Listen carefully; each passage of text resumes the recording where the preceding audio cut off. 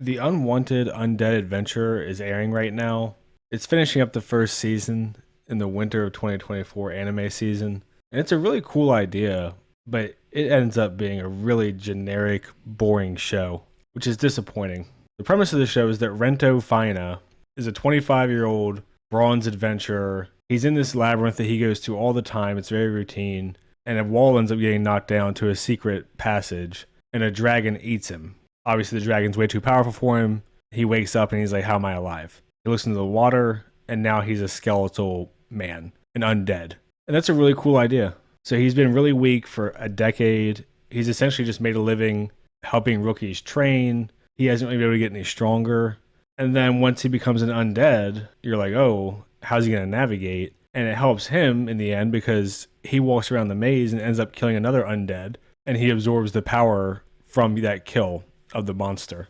So as he goes around killing monsters, he actually evolves. And the monsters in this world have evolution. So as the show goes on, he evolves from undead skeleton guy to a ghoul, so he looks kind of human-y, and then to a thrall. There's a bunch of different translations they use for it, but essentially he's a low-level vampire. And, when this first starts, you're like, oh, how's he going to get out of here? He evolves to a ghoul, and he looks more human, but he has to practice learning to speak because his vocal cords obviously aren't normal. And then he runs into an adventurer.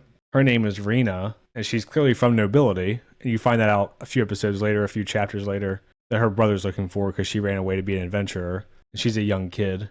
And he saves her in this labyrinth and then asks her to go to town and buy him some clothes and a mask. So after that point, he pretty much just functions like a normal guy. Except now when he gets kills of monsters, he gradually powers up. His mask is cursed, so he can't take it off, but he can manipulate the shape. As a ghoul, he's kind of strong, but then once he evolves into a low-level vampire, he's way stronger than he was prior. And once he turns into a ghoul, he goes and lives with his friend Lorraine. They've been friends forever. She's like the academic, mad scientist type.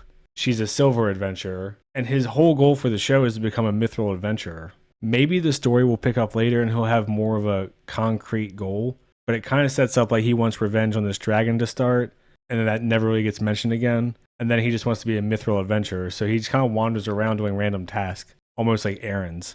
It's frustrating because he ends up being just generic harem protagonist in a fantasy world. I'm going to go ahead and give spoilers because I don't like this show, and I don't really see a point in people wasting their time with it. A lot of people realize who he is. He can use all three power types in this world, which are magic, vitality, and spirit. So people start to figure out who he is pretty quickly, even though he never shows himself. And then he goes by the name Rento Vivi, which is his friend Lorraine's last name, and says they're cousins. And Rento Fena was his original name. So people figure out that we're close to him, that it's him.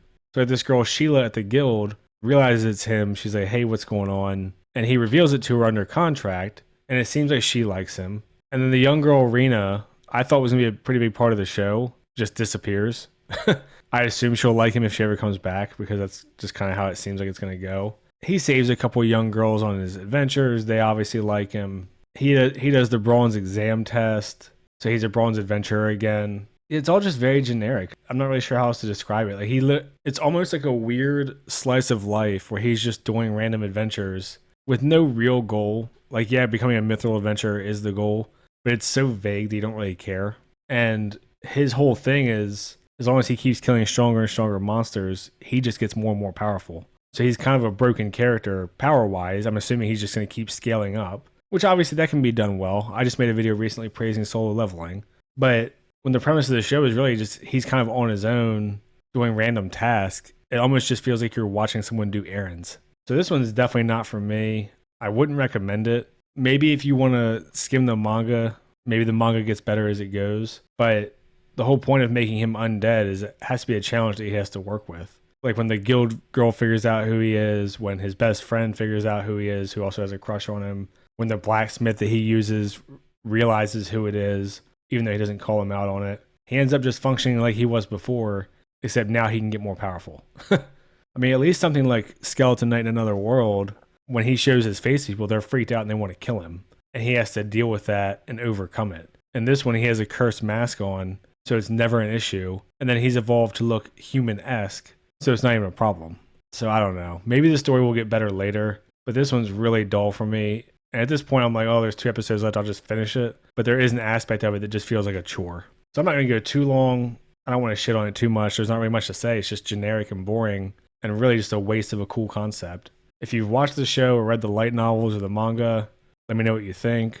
I'll respond to the comments. I'm especially interested to see if anyone likes this one or is very passionate about this one. Why? Like, what draws you in? But I'll leave it there for this one. Like and subscribe and all that shit. Thanks. See ya.